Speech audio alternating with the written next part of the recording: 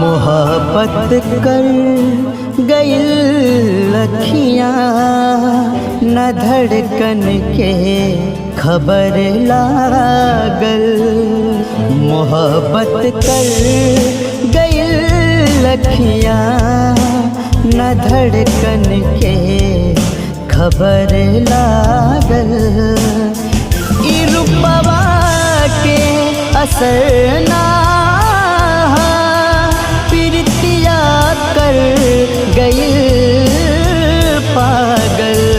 मोहब्बत कर गई लखियाँ न धड़कन के खबर लागल।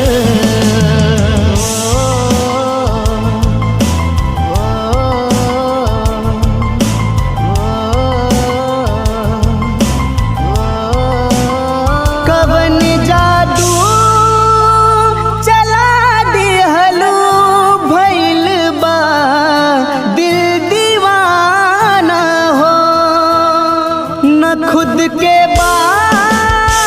खबर कवनो कहे मजनू जमाना हो ई रूपवा के असर ना प्रीतिया कर गई पागल। मोहब्बत कर लखियाँ न धड़कन के खबर लागल।